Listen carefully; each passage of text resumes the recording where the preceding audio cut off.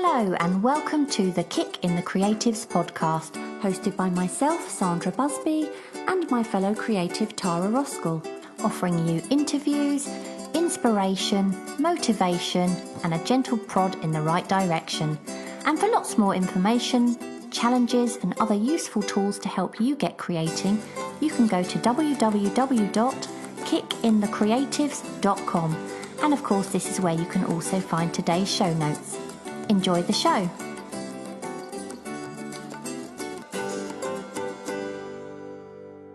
So today we are really excited to have Danny Gregory on the show, and I'm sure he doesn't need any introduction since we've been talking about him on just about every episode we've recorded so far, haven't we, Tara?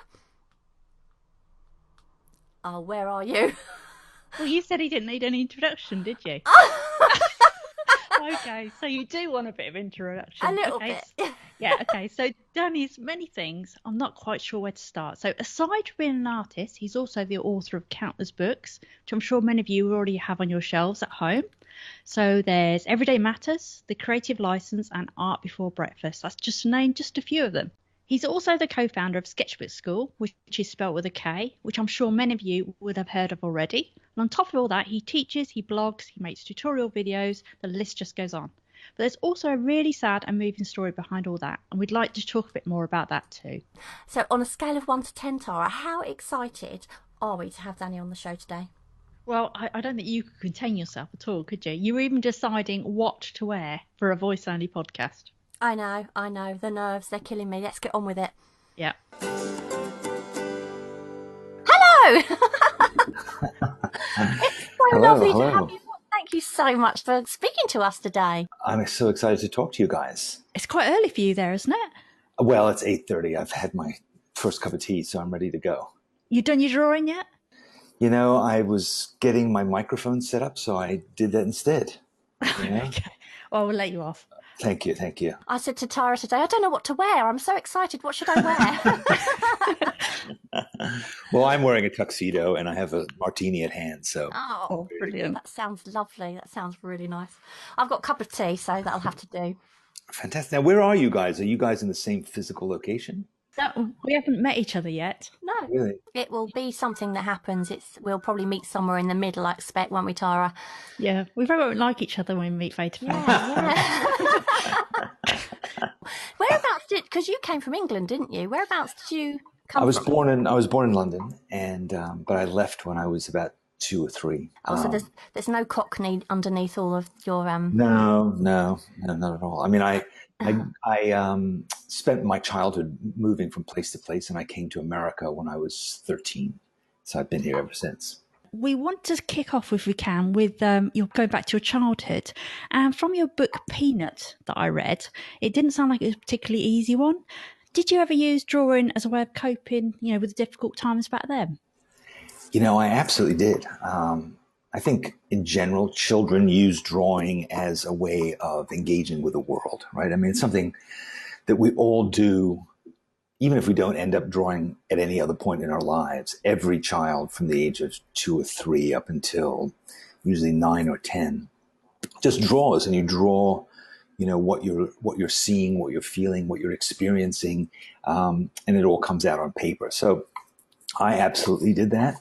I also like to write stories, and I would make storybooks that were illustrated. I read a lot.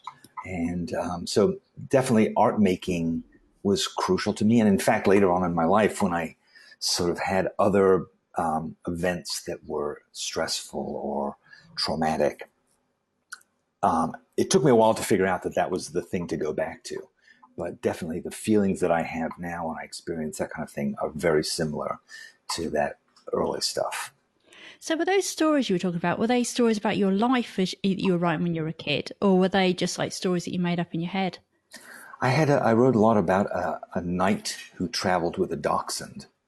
So that wasn't really a first-hand experience. But yeah, no, I just made up stories and just did drawings to go with them. They had nothing to do with my actual life. Tell us about what you chose to do after you left college then. Yeah, I studied political science in college, and just I'm not sure why really, but that's what I got a degree in, and when I graduated from college, I knew that I wasn't going to become a politician or a political scientist or a journalist or any of the other things, go to law school. So I really had no idea what to do. And my mother said to me, you have to get out of the house by the end of the summer. So I had to sort of scramble to find something to do. And I had a couple of contacts in the world of advertising. And so that was where I just started my job search, just trying to find a job that was going to pay my rent. And so I eventually started working for an ad agency. And I continued doing that basically for the next 30 years. So. And were you at all sort of creative back then? Well, yeah. I mean, I like to write, and I used to write. I wrote short stories. When I was in high school and some in college, I liked to act, and I was in various like productions. In high school, I'd done a little bit of painting, but by the time I became an adult, I had basically lost interest in doing that. So I was creative, and in fact, my job in advertising was creative. I was a copywriter and then a creative director. So there's definitely there was definitely creativity in my career. Oh. So the copywriting, how did that come from your degree? Did you sort of get trained on the job? Yes. Advertising has changed a lot in the decades since, but in those days, you couldn't really study advertising. You basically kind of went into it from whatever job you had or whatever experience you had. And in fact, that was encouraged in those days in advertising. They liked people who had, blue collar jobs or had, very unusual kinds of jobs. For some reason, that was considered a good sort of background for advertising. But for me, I had certainly written a lot, so being a writer wasn't unusual to me. I was the editor of my high school newspaper, and I had done various other things that used my creativity. Okay, so you didn't actually start on your sort of path for art until you were in your mid-30s after a really tragic accident. Can you tell us about that and how sort of drawing helped you cope with it? Sure. So, my career had gone along. I'd been, sort of working my way up the ladder and basically focusing on my career. And then I'd gotten married and we had a son. And then when I was 37, I think, 37 or 38, my wife had an accident. She fell onto the tracks of the New York City subway, and a train rolled over her, and it crushed her back, and she was paraplegic. So our lives just radically changed from one minute to the next. And my son was 9 months old at the time, so it was just really completely disrupted everything about our lives. And Patty was, she was a resilient person, and she came out of the hospital in a wheelchair, but intent on getting on with her life and doing other things. So she, I think, really sort of seized the moment and adapted.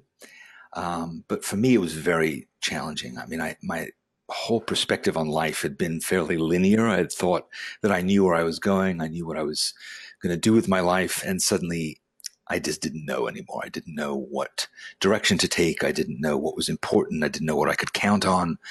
It was really just a trauma. And eventually I did a lot of sort of soul searching. I read a lot of books. I talked to a lot of people. And nothing really worked for me. And one of the things that I read was a book that maybe you guys know called The Artist's Way by Julia Cameron. And so one of the things that she talks about in that book is the idea of morning pages, which is you sit down every morning and you write several pages, just stream of consciousness without, an intention, and you just let it flow out of your mind. And so I did that for quite a while. And I found that it was helpful in some ways, but also in a lot of ways a negative experience for me, because it was very much about processing negativity. So I would kind of whine about my job and complain about my fate and stuff like that. And I would write pages and pages of that. And it didn't really necessarily help me to transcend it. It just helped me to sort of get deeper into it. And then one day I just had this sort of inspiration to try drawing. And I started to draw. I drew the inside of my medicine cabinet, and I drew each of the little bottles and tubes and stuff like that. And there's something about that process. I hadn't drawn in a really long time, but it was very calming to me, and I was very in the moment. And so I continued with that. The next night I drew Patty. I did a drawing of her, and that process was just made me see her more clearly, and to see her not as the sort of source of problems and this damaged person, but to see her as the person I'd loved and had been my best friend and all these other things. So I saw her clearly thanks through this drawing. And so I started to just draw on the way to work, and I would draw at lunch. And my drawings weren't quote unquote good. They were just what I wanted to draw, and I would write stuff next to them. So part of that, what I'd learned in the process of these morning pages started to come into that too. So drawing, writing together. And I found that drawing was positive. Like suddenly I was, instead of picking at the scabs of my life, I was noticing the beauty around me, and I was seeing beauty in everything, and I was seeing the value in my life. And that was just really uplifting to me and helped me to focus my creativity as well, helped me to make something, which became positive. And it sort of all kind of grew from there. It's been almost 20 years now that I've been doing that, and it's just transformed my life in so many ways. So were you sharing those things that you were drawing with your wife? Were you showing her and your family, or was it just very much for you? Yeah, I mean, I shared everything with her. I think. What did she think? What did she think of it? She liked that I was doing it. I mean, it made me happy. So, she was also sort of patient with it. I mean, if you're around somebody who suddenly starts drawing all the time, it's a bit disruptive also. You go to a restaurant, they pull out a sketchbook, they're drawing. You go on holiday somewhere, and the drawing person wants to sort of sit down and draw a building, draw a garbage can, draw a taxi, and you want to get onto the cathedral. But she was very understanding about it, and it just became this thing that I did. It was just who I was eventually, and people who I worked with also started to understand that this is just part of what I did as well. So do you know why you went off drawing before, and why it suddenly kicked in? I do. I thought quite a lot about it. I mean, as I said, I think most people start drawing when they're very small, and then there comes a point when you are just at the tween stage, just as you enter adolescence, where you become very more self-aware or self-critical and judgmental. You become, I mean, there's nobody as judgmental as like a 13-year-old. They're just, right? So you're very anxious about yourself. So you start to aim your critical faculties at everybody else as well. And you just become very hesitant, sort of snide and sarcastic and all those kinds of things. And I was, a classic teenager.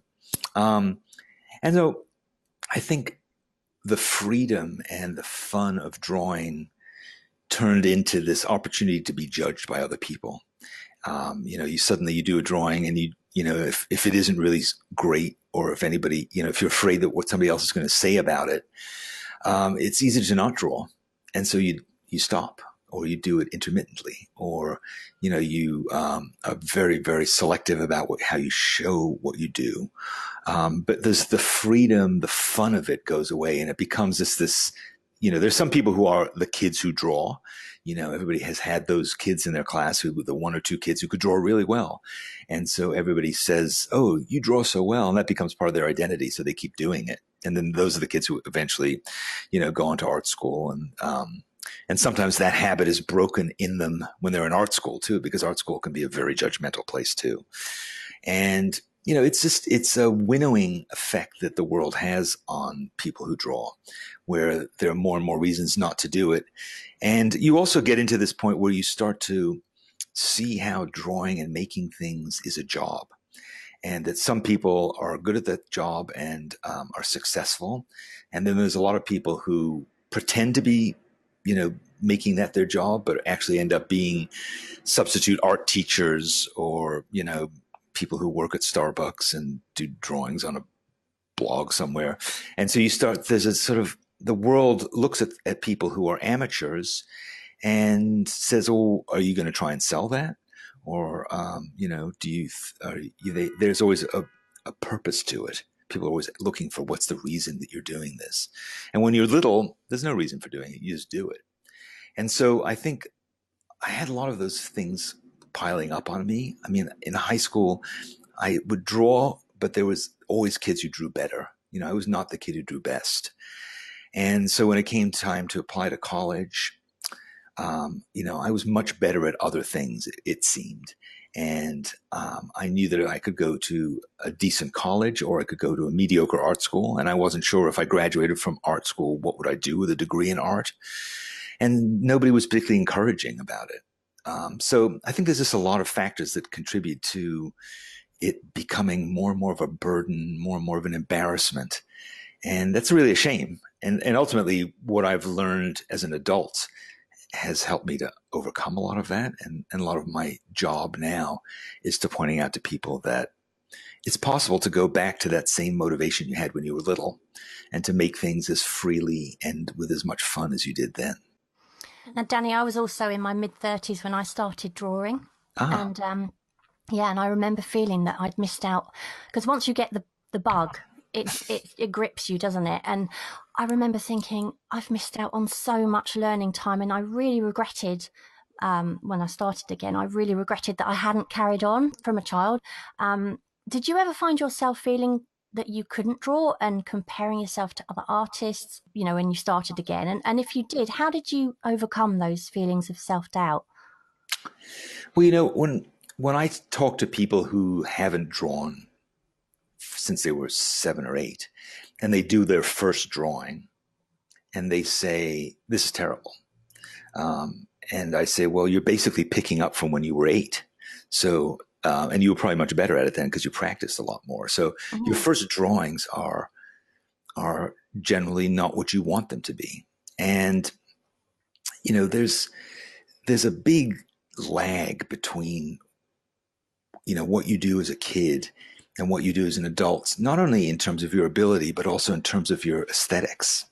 Because by the time you're an adult, you know what a good drawing is.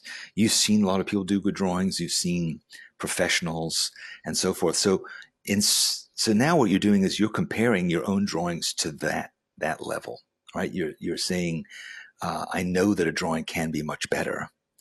And that's really a problem, because it's completely unrealistic and unfair to your burgeoning creative ability to make that comparison, because you have a way to go and you have to find ways to satisfy yourself or to find something else to get out of it. Now, for me, when I was drawing at lunchtime, I'd go and sit in the park and draw a tree.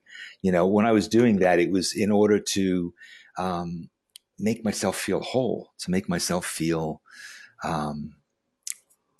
to overcome these things that had happened in my life.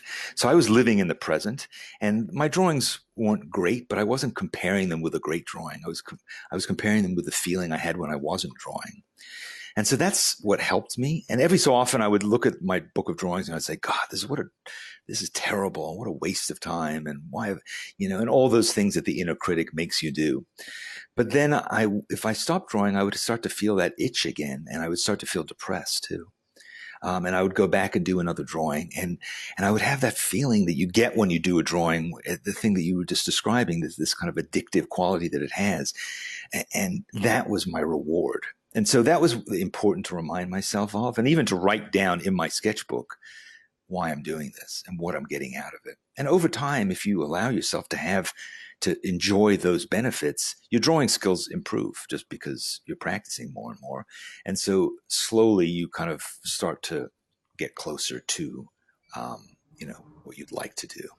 Yeah, I remember, when I did my first drawing and comparing mine to someone else's and thinking, "Oh God, they're so much better than me." But I think over time, I managed to understand that everybody's on the same path, but some are at the beginning and obviously some are much further on.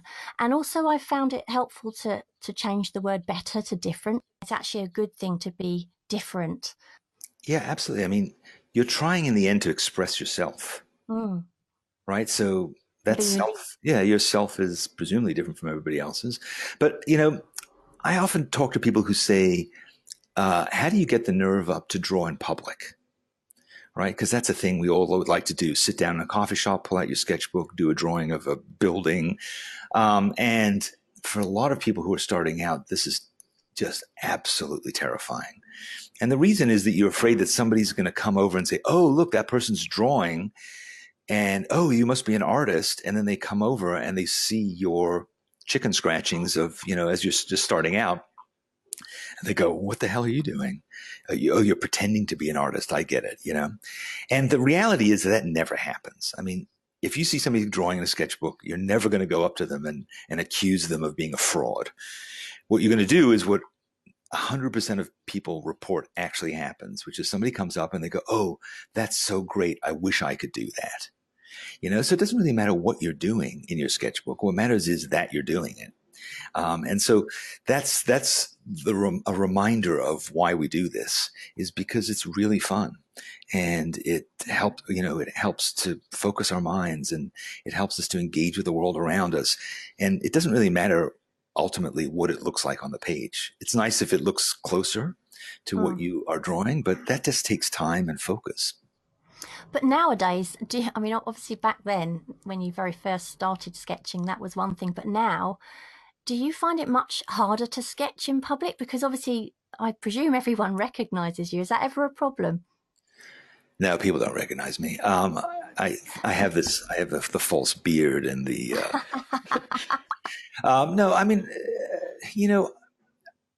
I'm drawing in public for me, and you can give off vibes if you want to that say, you can be inviting to people who come up to you, or you can just sort of say, like, I'm focusing and working. So that's never a problem. But, I think, and you also don't want to be distracted. I mean, when you're drawing, for me, it's really a meditative moment. I'm sitting, I'm focusing on what I'm looking at. I'm in a trance almost. I'm not, I personally find it difficult, for instance, to go to a concert, or to go see like a jazz show and then to draw, because I find that my mind can't do both. I need to be engaged with what I'm drawing pretty much 100%. So and I think what happens is if you start drawing and then you start worrying about what people around you are thinking about you, it's going to get in the way. I find like I can't write and listen to music. I'm just very kind of focused and monomaniacal. I'm exactly the same. I can't write with any noise at all, but I can draw with music, but I can't write. Yeah, I mean, I think if you're drawing with just music in the background, it's one thing. If you're drawing somebody making music, it's a different thing. Oh, yeah, yeah. Can you actually remember the first time that you actually went outside and drew? Yes. Were you in disguise? I was wearing a cape and a mask. I was in Central Park. I had a tuna fish sandwich and a can of V8, and it was early fall. I think it was September, and I sat on this bench and I drew. And I think it was an elm tree. It had like really smooth bark, and I drew the base of it and the first two big branches. I was sitting very closely to it, and then I could see behind it. I drew that, and then I just wanted to keep drawing, so I drew a distant bench, and then I drew some trees in the further background, and there was a path that intersected it, and then there was a man sitting on one of the benches, and I drew a line all the way around. Yeah, I remember it pretty vividly. Did anyone talk to you that day while you were drawing? No, it's New York. Yeah. So in one of your books, you mentioned that you don't like drawing from photos and that you prefer drawing from life. So do you always carry a sketchbook everywhere, or do you do some of those drawings from memory? I rarely draw from memory. And when I say I don't like to draw from photographs, that's not entirely true. Certainly in the winter, I often draw from photographs. When I'm practicing my drawing people, I draw from photographs.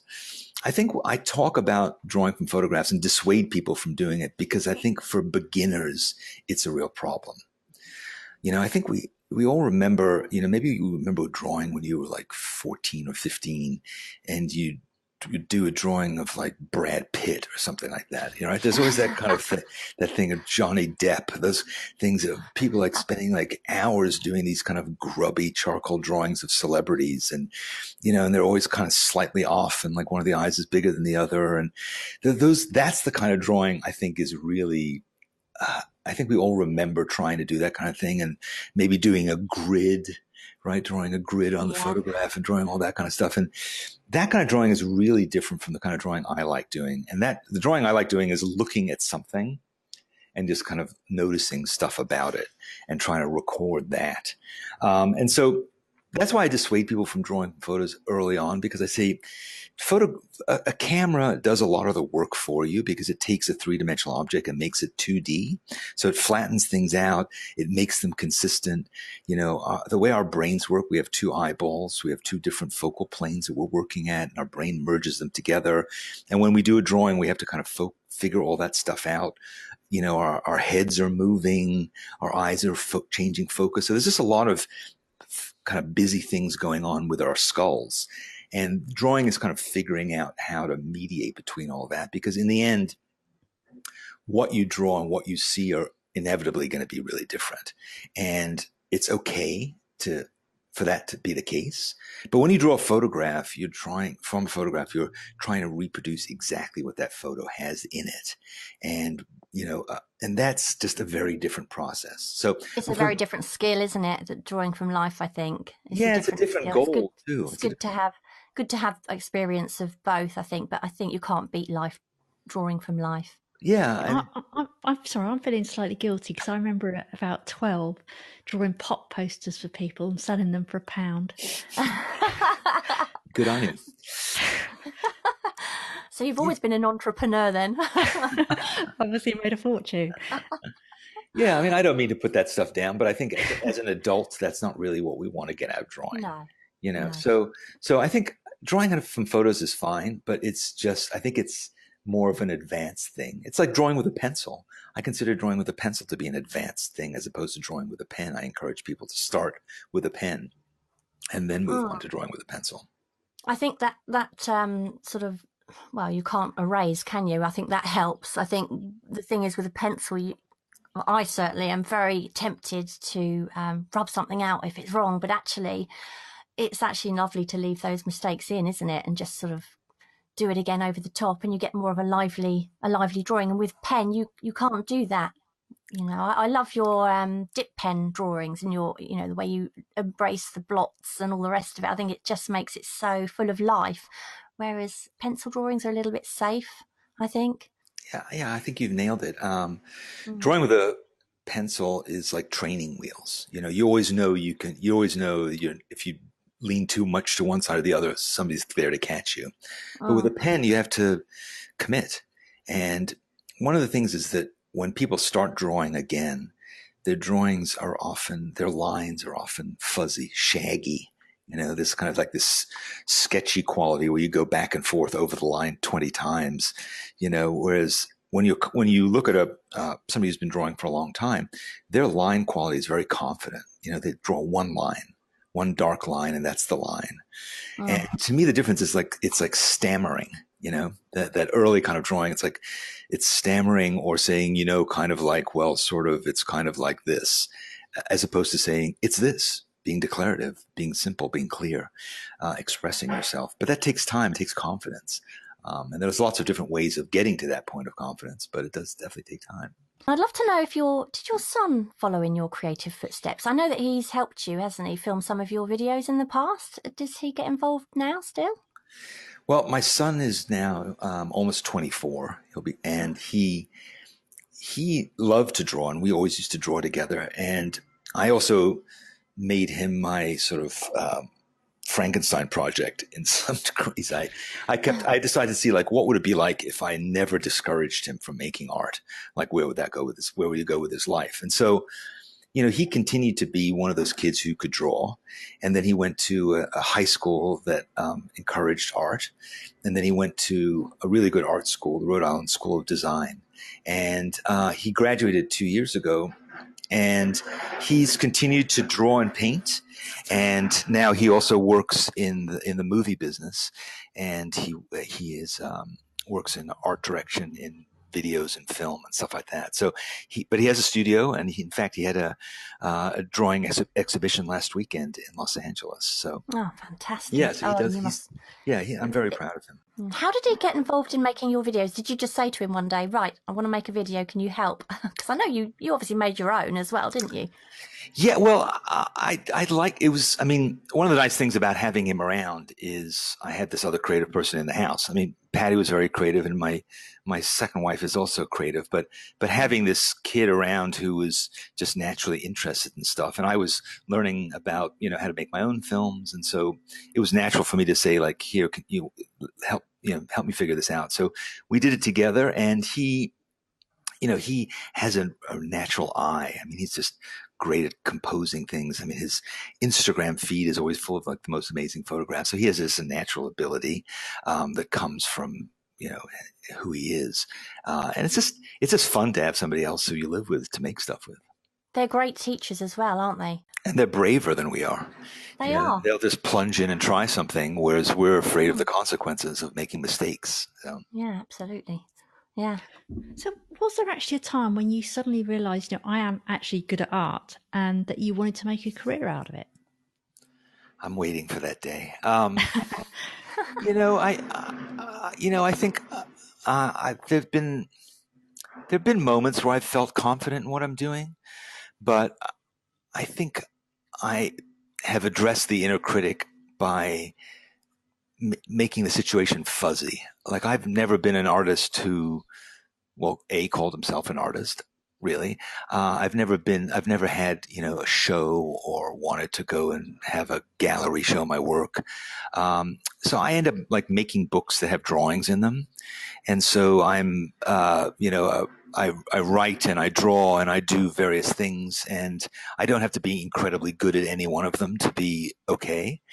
And I think that's how I've gotten away with it, is just by doing this kind of combination of stuff, and not, being a jack of all trades. Oh. So have you actually ever tried, or done some art outside of your sketchbook with the purpose of selling it? I know you said you've never had exhibitions. I mean, I've done illustration projects. I used to do illustrations for the New York Times, and I've done them for other magazines. And, I didn't really love it, honestly. I didn't really like making art for money for other people, particularly. I've certainly never made art that was like in a frame hanging on a wall. That doesn't particularly interest me. No, I haven't. I think it takes the joy out of it a bit as well, doesn't it? When it becomes a job, then it just changes the context. I think when I go into galleries and I look at stuff all the time, but I just don't feel like that's the kind of conversation I want to have.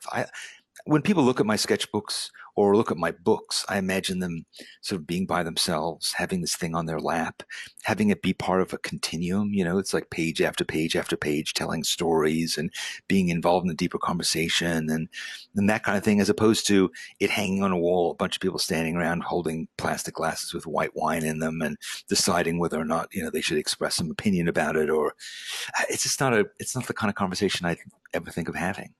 No. So can you tell us what made you decide to write your first book, and were you surprised at how successful it was? By my first book, you probably mean Everyday Matters. That's I suppose that's the first one I read. I know you've did you do previous ones before that then? I did. Yeah, I mean, I wrote a couple books before that, which you probably may not know of. But from when I was really little, I always wanted to write books. I mean, that was just my fantasy. I had an uncle who had written a few books, and every member of our family had a shelf that had his 5 or 6 books on them. And they were mainly pretty academic books that honestly were pretty dry, but there was something about that, like, here's a little shelf of books that Michael wrote. And that was always my fantasy. And I used to, make books just to have them on a shelf. That was really important to me. So I always wanted to write books. And then I wrote a couple books initially that were just mainly to have my name on a book.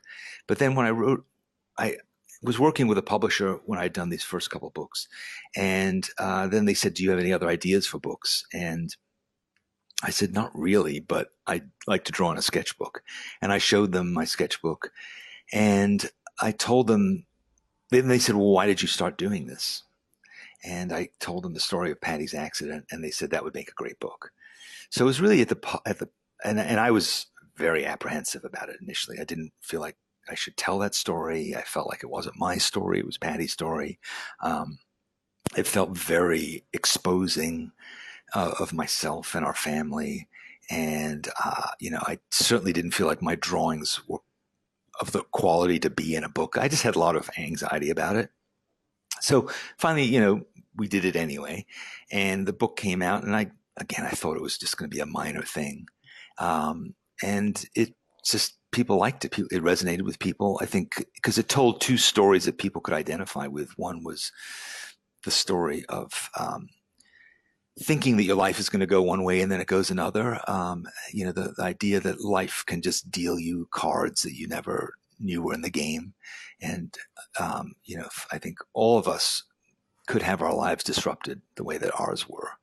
So that there's that story. And then the other story of just responding to it by making art, and giving permission to make art. And the next book that I wrote was called The Creative License, giving yourself permission to be the artist you truly are.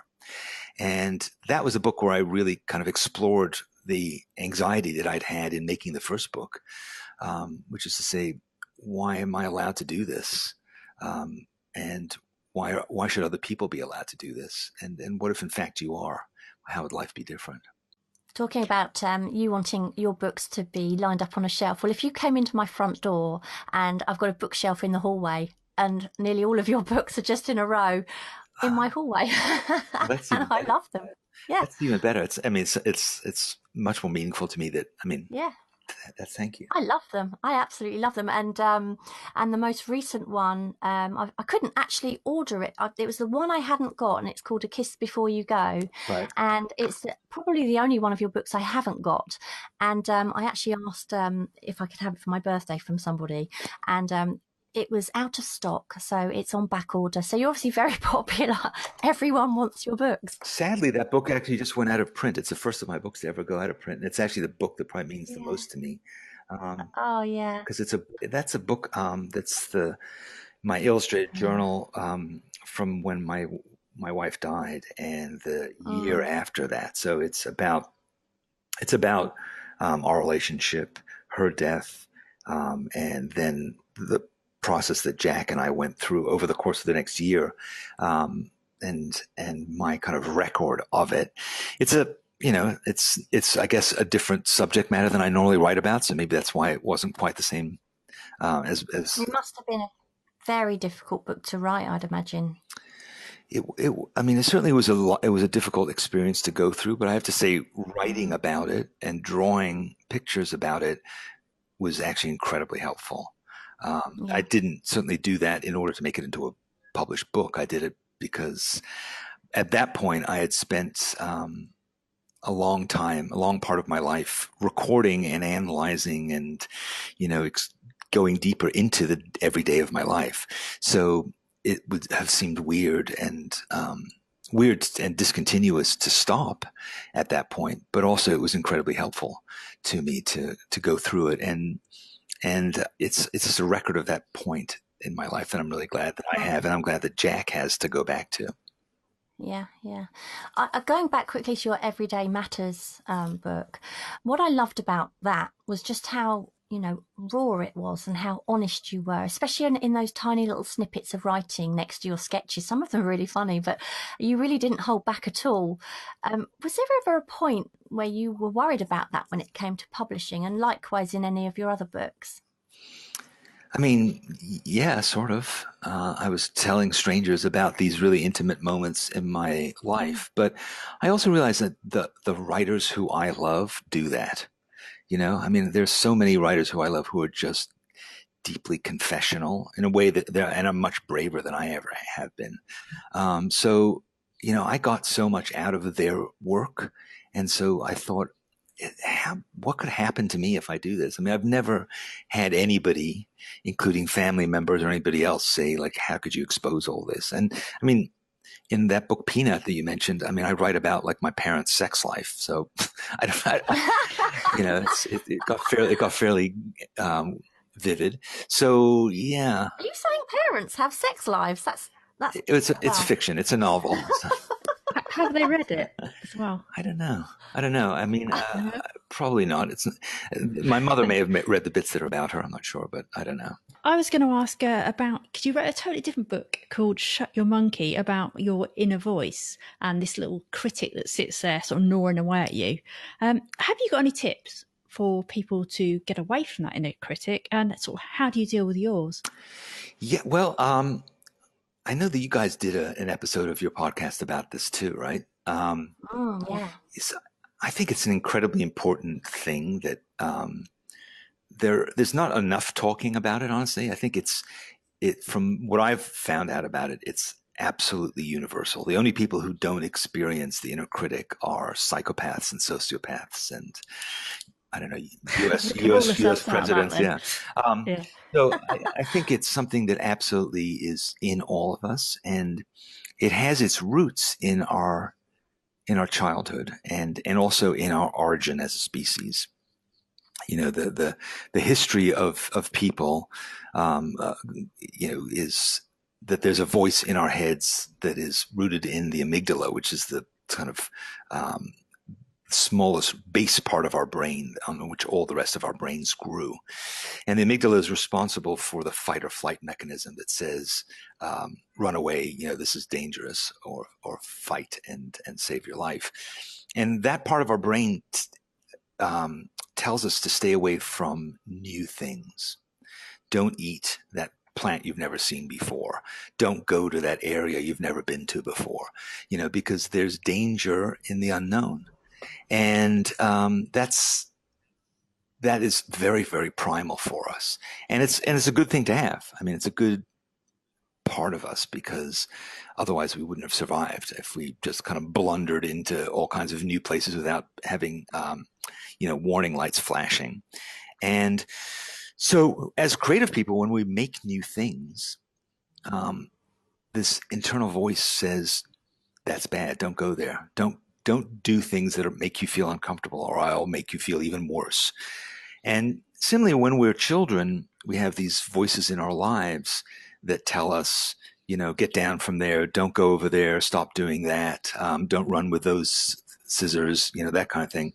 We have the voices of our parents, of our teachers, of our babysitters, warning us away from taking risks.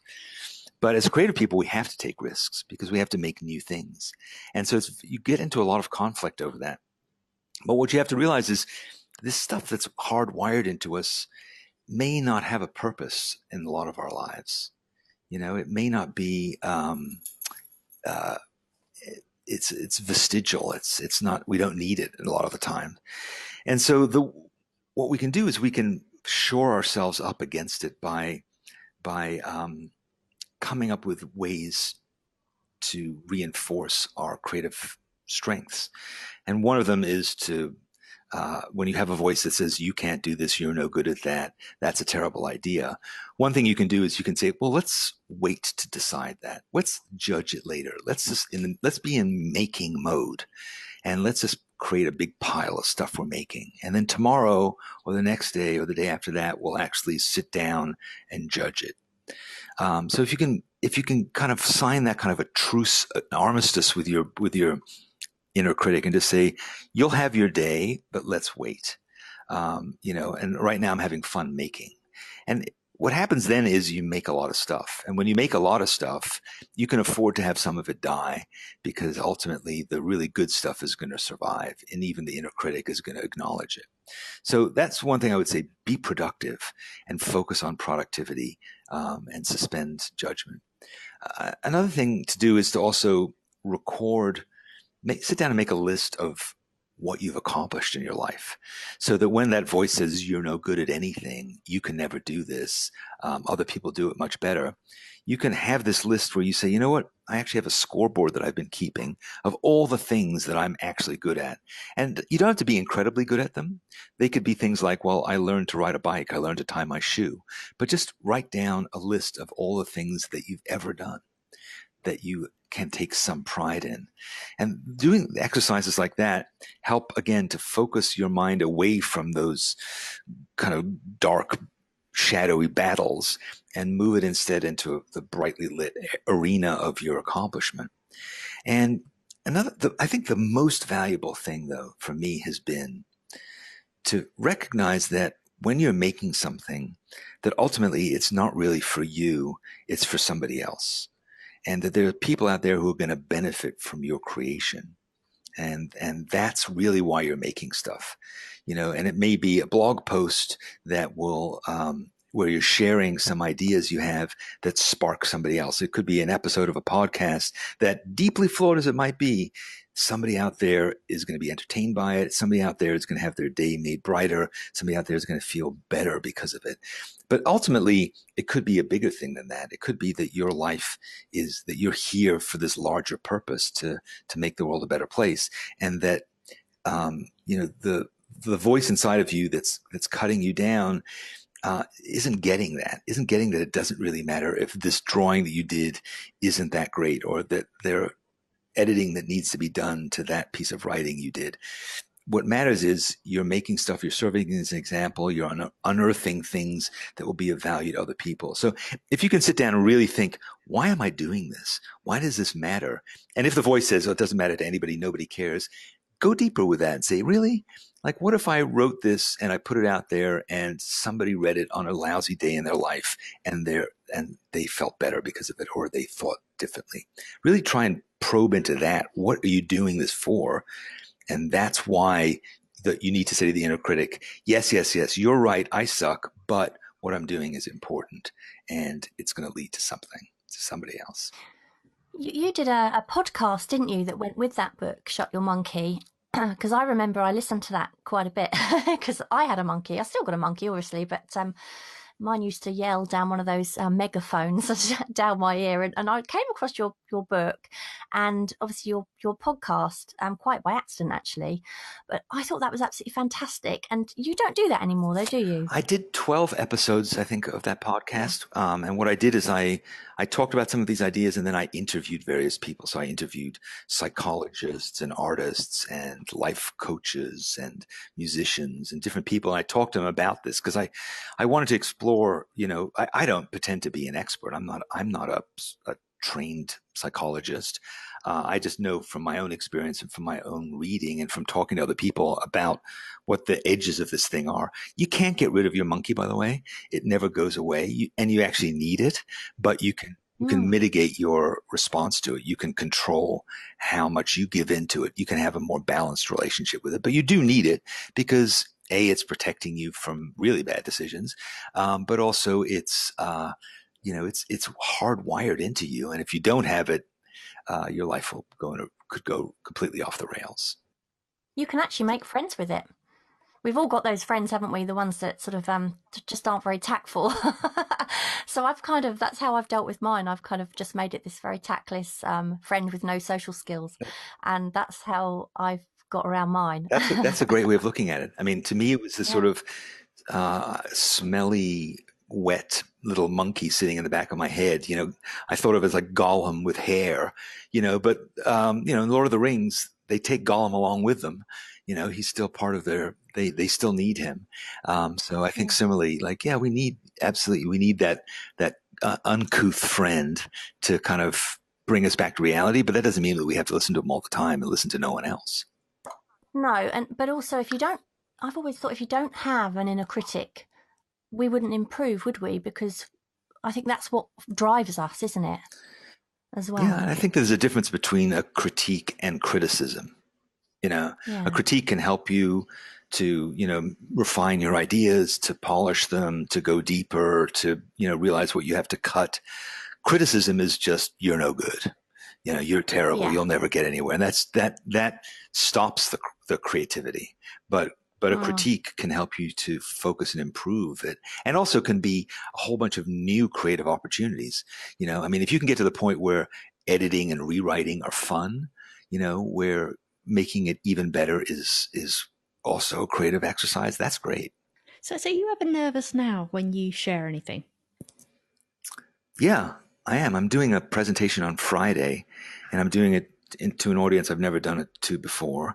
And it's a presentation and stuff that I've talked about many times before. But yeah, I'm still sort of wondering what it's going to be like, and am I taking the right direction with it? I'm also starting to write a new book, and I'm having the same kinds of concerns about it. But I think I think if I didn't, I would be hopelessly arrogant, and I would also probably not do a very good job, and it also wouldn't be fun. I mean, part of the challenge of doing something new is the unknown aspect of it, and that could be a little scary, but it shouldn't be crippling. So how did you meet Kosha, and how did the idea of Sketchbook Skool come about? So Kosha and I met when we had met online, like you guys. We had become friends. We weren't close friends at that point. We had just sort of corresponded a bit because I liked her work, and I liked the fact that she was teaching some online classes, and I was interested in that as an idea, because I was looking for a new direction to go with my life and my work. And I had been teaching, I taught a couple of workshops, in-person workshops, where I'd go and spend some time with, say, 25 to 50 people and to teach them what I knew. But I found that it was enormously consuming. It was just really hard work. And I was completely depleted after it. And I thought, isn't there a way that I could bottle this and share it with more people? Because I was used to doing that online. I mean, I would write a blog post, or I would write a book, and lots of people would see it. And so I thought, is there a way that I could teach similarly? So I was thinking those thoughts when I went to Amsterdam to speak at this conference. And while I was there, I thought, I'm going to look up, people who I know here. And I was like, oh yeah, Kosha. So we met for a cup of coffee, and we hit it off in person the way we had online. It was great. And we started talking about this, and I said, I'd love to carry on this conversation. So when I came back, we continued to email, and we came up with this idea of having a class, that would include both of us. But then we thought, why don't we include some other people too? And so we thought, let's do a 6-week class, and each week we'll have a different teacher. And that made a lot of sense to me, because I thought, I don't think that the best way to learn necessarily is from one person. There isn't one way of doing this. I can pretend to be an expert, but I'm not really one. And I'm only an expert on what I do, and other people have totally different points of view on it. So I think it would be really interesting to have more of a smorgasbord effect, that people come, they take a class, they learn something from one person one week, and then the next week, a completely new person teaches them all new stuff. And that it keeps being this kind of kaleidoscope of experiences through the class. So we got a few of our friends who are artists to agree to join us on doing this. And we made this class, and we had no idea whether anybody would sign up for it or what it would be like. But what we wanted to do is we wanted to make it video based. To me, that was really important, because there's a lot of classes you can take online, and there's a lot of books you can buy that will teach you some aspect of art making. But I felt like it was really important to have it be video, so that I could not only see what you're doing, but also understand you as a person in the way that video does that writing and audio may not. So another thing I was also been thinking about was that, particularly in the United States, there's no TV shows about art making. In England, there are a few. There's like you have reality TV shows about portrait painting and landscape painting and things like that. There's a great BBC show called "What Do Artists Do All Day?" But in America, oh yeah, I've seen that. I've seen that. That's really great. In America, we don't really have anything comparable. There's a guy named Bob Ross who had a public TV show in the 70s, who continue to rerun his stuff, but he did these paintings in a studio, and this is 40 years ago, but there hasn't really been anything like it since. So They played that over here quite a lot, Bob Ross, yeah, with all his happy accidents exactly. and Happy happy trees and trees. stuff, I think. Yeah, He's fantastic. he is. Yeah. And he has a way about him, right? It's so Yeah. calming and nice to be around him. But and when people watch Bob Ross, they generally don't watch him they don't sit there with an easel and a palette and ready to paint what he's painting. They do it because it's a form of entertainment. And that's true in America and I think around the world now with cooking. There's a lot of cooking shows that you just watch to watch somebody cook. It's nice to see somebody who's like really competent at what they do, or it's like watching a home improvement show. We like to see people make stuff. But when it came to drawing and painting, I didn't really think that there was much like that. So I thought, let's try and make films where when you watch this show, this class, it's like that. It's like going to the person's studio for the day. And if you came to my studio, what would it be like? Well, you'd come over and, I'd show you around and I'd show you my studio. And I'd tell you stories about my work or about my life or about things that I'd learned. And I would take some sketchbooks off the shelf and go through them with you. And I would show you my supplies and I would say, here's the kind of paint that I like and here's the pens I use and here's why. And then I would sit down and I would do a drawing and I would talk to you about it. And you would see me, in real time, not speeded up, not shot with a webcam, but filmed by professional video crew with great sound. And it would just be a beautiful experience to watch this. And then throughout it, you would have this experience of watching these films in the company of other people like you. That to me was really important because I think we learn by having mentors and supporters and friends. If you go and buy a book in the art supply store about how to draw, you're all excited when you buy it, but a few days later, it might be on a pile on your table. But if you were to buy that book with a friend and you were both going to work through it together, you'd actually make progress and you'd stick to it. So we want to have that experience that you were watching this one artist, but you're surrounded by other people like you and you're all learning together and you're encouraging each other and supporting each other and having conversations. And it's just all the great things about social media. I mean, when you very first started the Sketchbook Skool, presumably you didn't start with the professional photographers and film crew because that would have cost, I assume, a lot of money. So that you must have sort of started off fairly primitively, I presume, or did you just go at it full pelt straight away? Well, I mean, I had been making commercials for a long time. I'd done, I've made hundreds of commercials with millions and millions of dollars in budgets, and I'd won awards for it. So I had a fair amount of experience in production. Jack and I and another friend of mine had been making these things called sketchbook films for a while. So we were, I would say, a couple steps above rank amateurs in this. We had good equipment. Kosha also had a previous life as a professional photographer, so she knew quite a lot about it as well. We hired a film crews for our second round of this class to help us. So, the first round was, well, actually, I had help in shooting my stuff. Kosha had help shooting hers. I then helped another one of the teachers film hers. Another teacher hired a crew to help her do stuff. So from the beginning, we were fairly, we were the next step above just a typical YouTube video, but we certainly continued from there because for both me and Kosha, making the films was part of the fun of it.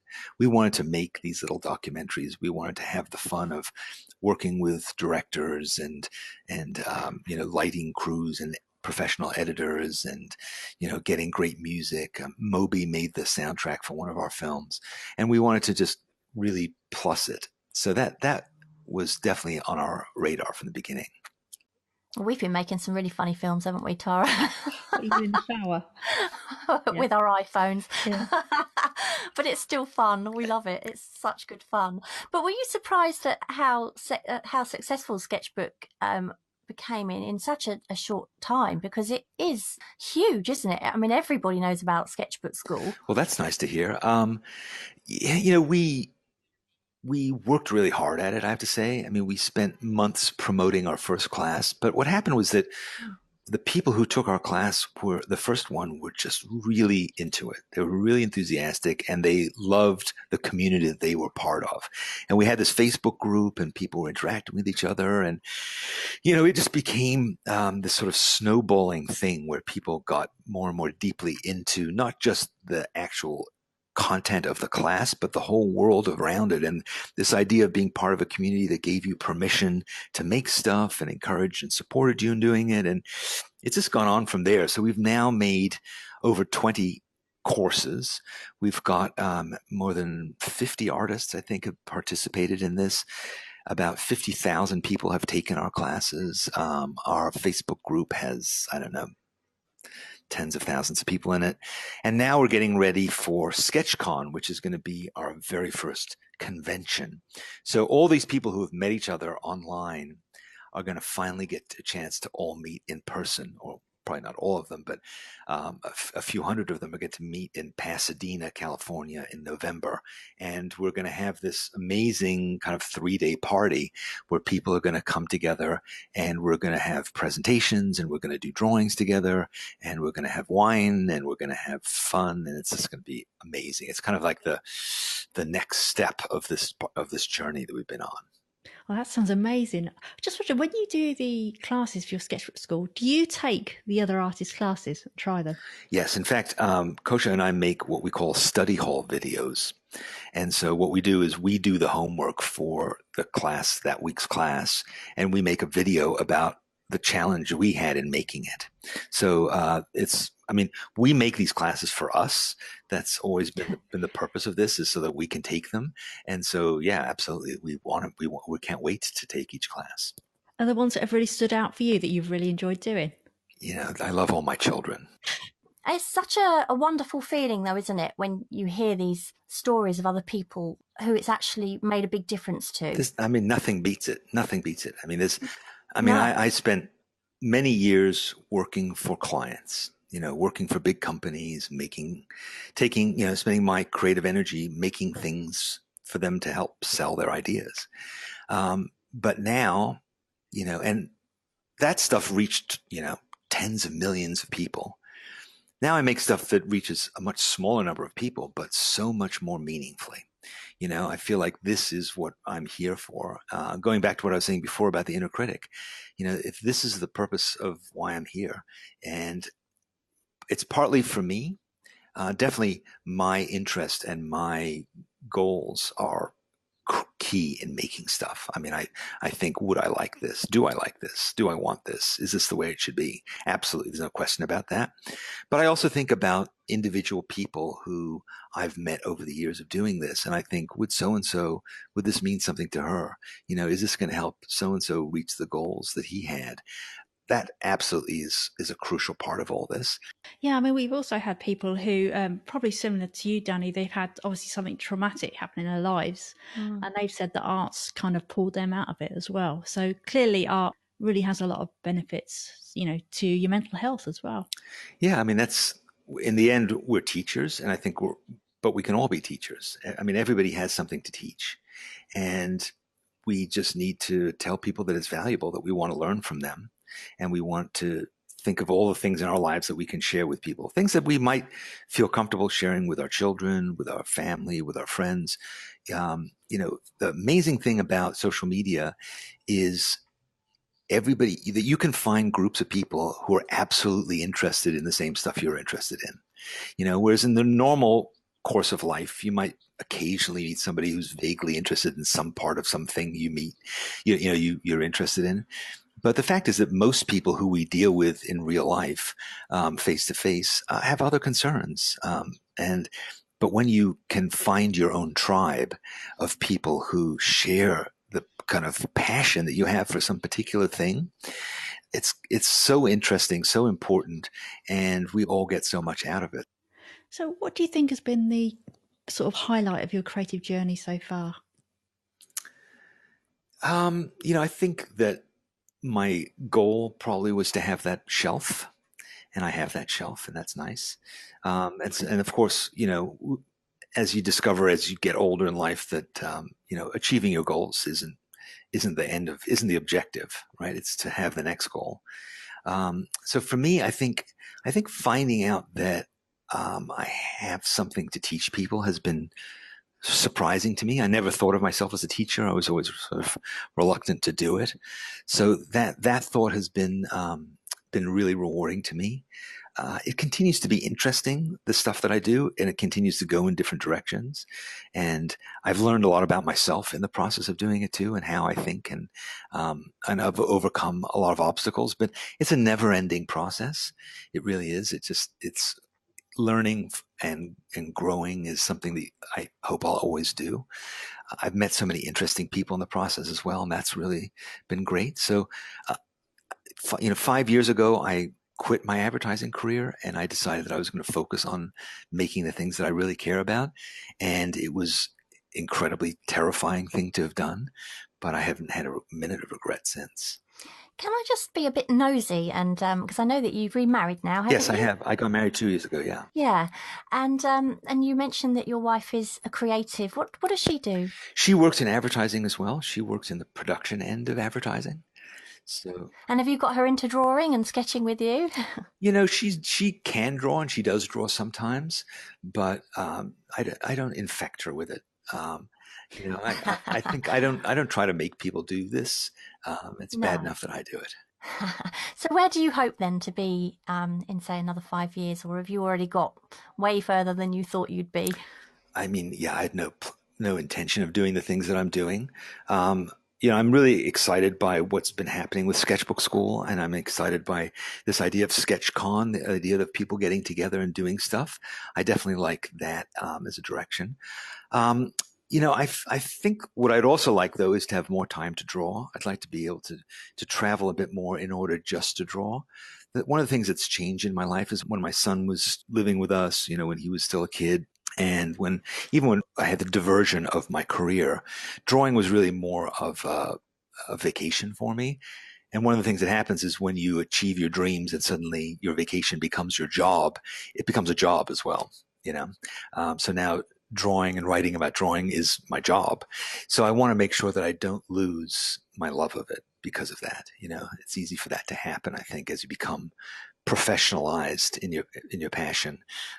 So I want to have some opportunities to just go and draw for a few months, and to have that freedom. So that's on my horizon. Yeah, I totally relate to that thing of, what you do become your job, because, as a graphic designer, I totally lost my love of drawing through that.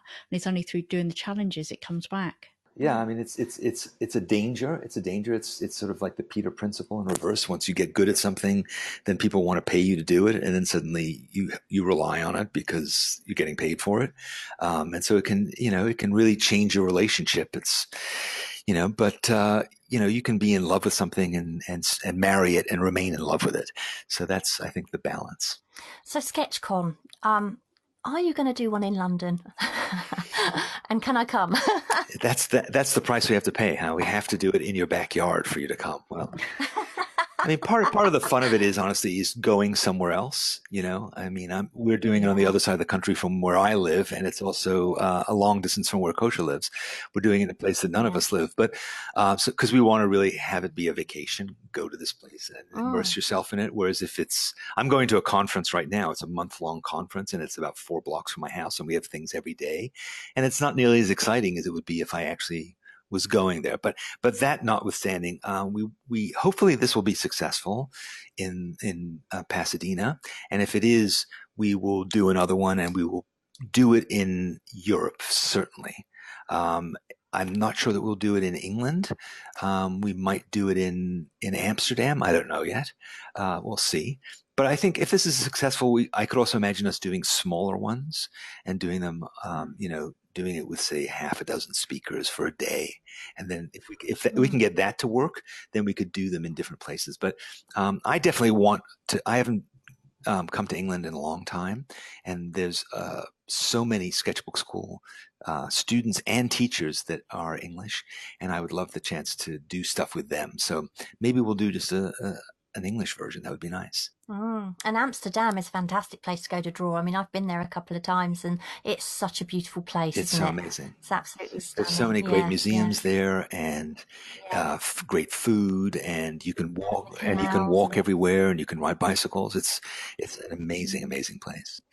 Although the bicycles over there, I hired a bike when I went to Amsterdam, and I didn't know that they don't have brakes. So really? I ended up mowing down a guy who was unloading some tangerines from the back of his van because I didn't know how to stop. And apparently what you have to do is you've got to pedal backwards to stop. But I didn't know. I just thought, where are the brakes? There are no brakes. That is it. And this bloke just dropped his oranges everywhere, and I just fell off my bike. It was so funny. That sounds very exciting. Yeah, you need foot brakes are hard to get used to. It's true. And they're big, heavy bikes, but they also have beautiful bike paths everywhere, and bikes have the right of way. It's over pedestrians even, compared to biking in New York, which is, you definitely take your life in your hands. It's a very different experience. I bet. Where can people find out a bit more about you? Well, I would say you can certainly go to dannygregory.com. That's one place. I have a blog at dannygregorysblog.com. But I would say the place I would like you to go to is Sketchbook Skool. And Sketchbook Skool, the easiest way to remember to get to it is sketchbook.school. That will take you there. No comms, just sketchbook.school. And you see a bit more about what I've been discussing here. I think that's going to be a great place to learn. We also have a Facebook group under Sketchbook Skool. And Sketchbook Skool, by the way, is spelled with a K. But when it's sketchbook.school, it's just regular school, CH. So you can go there, or you can go to sketchbookskool.com. And SketchCon is another thing. SketchCon.com is, again, accessible through our website, but SketchCon, and con is spelled with a K too. But any of these things, just Google my name, Google Sketchbook Skool. You'll find your way to either of us. Fantastic. Well, thank you ever so much for coming on talking to us. Oh, it's been fantastic to speak to you. It really, really has. I mean, how many times have we mentioned Danny Gregory on our podcast, Tara? I don't know what we're going to do now, though. We need another name now. No. Well, I'm sure we've mentioned you every podcast we've ever done so far. Well, that's so nice. It's been so nice to talk to you, and I'm sorry if I feel like I've talked way too much, but hopefully you guys who are listening to this podcast are still listening. And I think what you guys are doing with this podcast is fantastic. And I enjoyed your chat with Youngman Brown, who is a pal of mine as well. So I'm glad that we have this sort of network of people. Yeah. Oh, he's a lovely guy. I'm glad you're enjoying it. Everyone's been so excited that we've got you on the show. Fantastic. Well, I'm glad to be here. And I'm going to be starting up a podcast for Sketchbook Skool. So maybe you guys will join me on that. We can reciprocate. Oh, fantastic. Absolutely. Thanks so much, Danny. It's been fantastic. Thank you, guys. Take care. Bye. Bye-bye. Thank you so much for listening. We hope you enjoyed the episode. And if you did, perhaps you'd like to share it and leave a review for us on iTunes. Back soon.